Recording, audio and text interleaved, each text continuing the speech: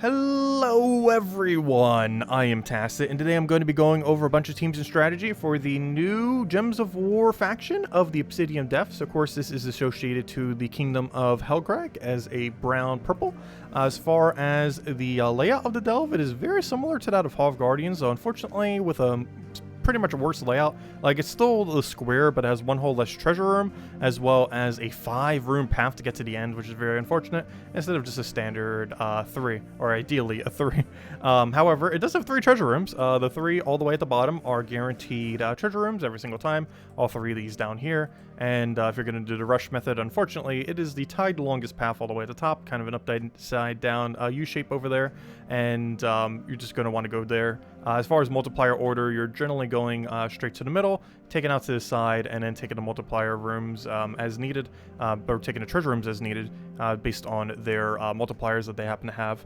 Overall, pretty straightforward delve, where you're either just taking U-shape, or you're just going and taking up all the multipliers and then heading down to the treasure rooms. As with most delves, the treasure rooms are located all the way in the back of it, so not too much different, even though its shape is a little bit different. And despite its resemblance to Hall of Guardians, is a much worse version of Hall of Guardians from a farming perspective, so this is definitely not one that you would ever set as like a level 20 farming location. Just is not worth it compared to other similar options.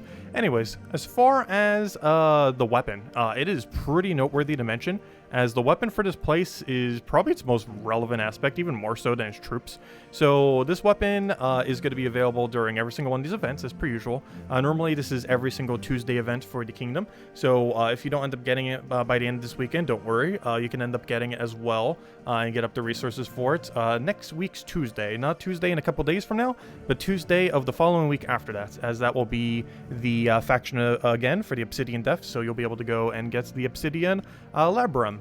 So this is basically life and death if it was an explodey weapon. It has almost all the same perks. I think the only difference is it gains like 4 armor instead of 4 HP or something, or 4 HP instead of 4 armor. But every other thing that it has is the same. It gets a chat. It gets the it was enchant, a HP gain, a scatter damage of 5, so that gets rid of barrier, and it has a mana drain to first slot. So it has a lot of really good things. Yeah, you can see right here. So it gains armor instead of life.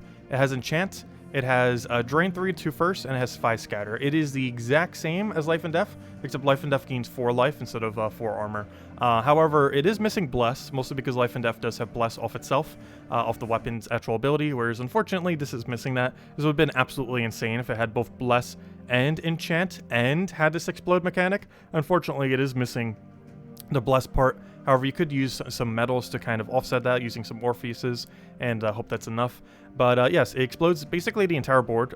It's going to have enough explosions, and what's nice about this is, unlike a lot of the other explodey weapons, they explode a specific color, like blue, red, brown, you know, whatever they happen to do. So if that color gets denied, you're almost exploding nothing. Also, you're restricted from ever being able to explode the entire board, because it's only exploding that color. So even if you're exploding like 50 of that, you're only exploding 50 reds. And if there's only like 10 reds on the board, well, you're only going to explode those 10 reds. But a book like this, it explodes the whole board while still having a summon backup. So it does an Obsidian Depths troop. As far as what it can end up summoning. Unfortunately, the selection for this is rather average, but nonetheless, quite a few of them are a bit tanky, so it has that going for it. And they're all kind of average, so at least none of them are like super bad, if nothing else. But overall, a really great mana accumulating weapon compared to other things like Thrall, Leprechaun, the Double Empowers, and many other mana accumulators out there. Not sure how much usage it's really going to get, but especially because it's competing with Life and Death and a few other brown-purple good weapons as well. It will definitely situationally be niche, especially when your hero is needed for a certain team composition, and you really want that just to be a general mana accumulator that won't really get countered by much. This will be a really good like 2nd slot, 3rd slot mana accumulator. Probably 2nd slot more often than not, kind of used very similarly to how Life and Death normally is, except as a mana accumulating summoner, rather than as a destroy everything, gain a bunch of life summoner. Anyways, but yeah, the weapon's definitely the main feature for sure. As far as the troops, if we go over to Kingdom and go over to the Obsidian Depths, we can end up seeing the 4 troops that currently reside here. Keep in mind, it does not have access to deep delving. Deep Delving will come whenever there's finally a second weekend event for it. However, it is not now, so it will not have its 5th troop, nor does it have access to Deep Delves. So first we have a pretty underwhelming troop, but it does have Brown Link going for it, which is nice. Ends up jumbling the board, then creates 2 stone blocks and 4 gargoyle gems. You're pretty much never going to use this due to it not having extra turn jumble, and is by far the weakest option of these. The rest of them aren't that bad. Next we have Dark Golem, a situational thing that within the context of pure faction is actually really good, though otherwise is not something you are generally going to want to put on your team. However, if you're summoning it, you don't really mind that much. It has 50% score reduction, so nice tanky summon. It then explodes a random, gem, and then explodes a random gem for every single skull destroyed. So we get to target what the initial explode is, so we could use it like a standard 3x3 explode. But if there's any other skulls that are exploded within that proximity, it'll also explode 1 additional skull. So not like a super mana accumulator, but you use them for a standard 3x3. You can get a little bit of extra explosion, and overall, for within the context of the faction, he does what he needs to do as his role. Before we go into Legend, we have the Onyx Gargoyle here. It does some splash damage to an enemy and then creates 1 to 2 random gargoyle gems. This can be both positive and negative. And similarly, as mentioned before, with the tankiness, not only does this have 50% score reduction, but also has 25% spell reduction. So really good to be getting that as a summon. Lastly, we have the Obsidian Depths. Main gimmick on him being that he has a 30% chance to create an evil gargoyle gem when his turn begins, so you can end up getting a bunch of them over time. In pure faction, you definitely need an exploder to end up getting them all down. He ends up dealing a bunch of damage to all enemies, and then boosted by gargoyle gems and stone blocks. So basically everything that can end up essentially blocking out the map, he can end up getting boost ratio off of. Not literal everything, as there will be gems in the future that will also be able to block out the gems, or block out the board, in which case he will not have boost ratio off of those. However, most of the main ones that are actually capable of blocking out the board currently, though there are a few others. Like I think, not wild card, but the wish gems can actually wall out the board if you don't have any way to destroy them. So there are a few out there that can. However, 2 of the main ones that you would, stone block, that literally block things out, and gargoyles, which he also creates, and a lot of other things. So all those things that can block out the board, he gets ratio from, meaning his damage generally, if neither team has anything left that can destroy the board, will keep going up over time. And you will actually be able to get an okay boost ratio off of it. I wish it was a little bit higher, like a 4 times or a 5 times, just really make it like usable. It's definitely situational, but in the context of pure faction, it definitely does what it needs to do to end up winning out the battle. And that's the main thing that matters, as most of these you're generally using for the pure faction build. I keep mentioning, so I might as well show it here. So pure faction here is Dark Golem into triple Obsidian Depths. So you need the Dark Golem in order to go and get your mana accumulation. You use his tankiness, possibly even worth meddling him just to make sure he does not die out, as it is pretty important that he survives to the final fight, as you need it to break your gargoyle gems. It's fine if he dies in the final fight, but you want him to survive to the final fight. That is very important. And then we just do triple Obsidian Depths. You could try doing 4 Obsidian Depths if you really want to.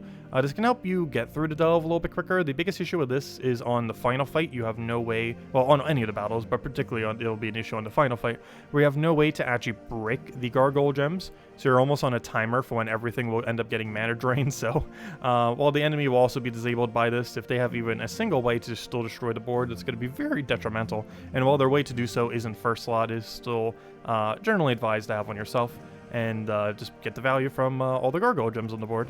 Anyways, next we have ourselves a pretty standard Guards Avatar team.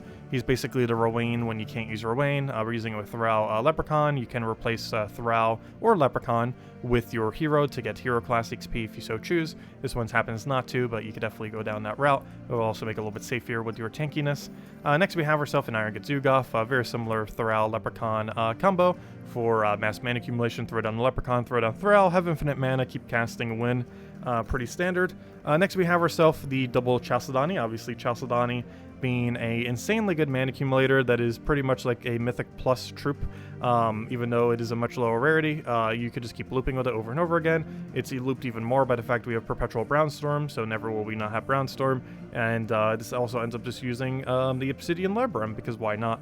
You could use something else there if you truly want to, any kind of extra turn thing. However, this is the low rarity team, and everything here is very accessible to end up getting. So you can end up going on this, go to double Chalcedony, just loop it out, make it your main damage source. Obviously, Chalcedony, slightly an issue if it is your only damage accumulator, so you might want something a little bit more damage based on your hero for the later battles. However, for the lower range, like the first 250, running just Chalcedony, especially when it's 20%, it's going to be perfectly fine for damage output, especially with all your other potion effects and everything else that you would have stacked on top of it.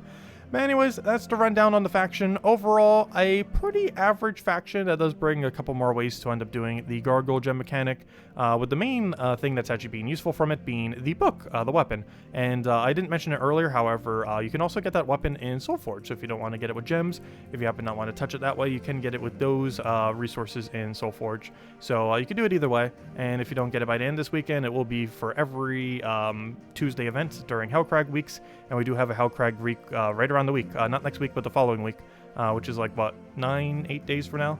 We'll be able to go get this book again. Well, technically 9 days from now at this point. So you'll be able to go and get this book again if you didn't end up getting it now. So you'll still have another opportunity before the end of the season pass thingy to still end up getting that book, specifically from the Obsidian Depths event. Anyways, guys, if you have any other questions, feel free to leave it in the comment section below. As per usual, all the teams mentioned in this video are also in the copy-paste of the description if you want to go grab any of them. Hope you all have a wonderful weekend, and best of luck with completing the faction. Bye, everyone, and thanks for watching.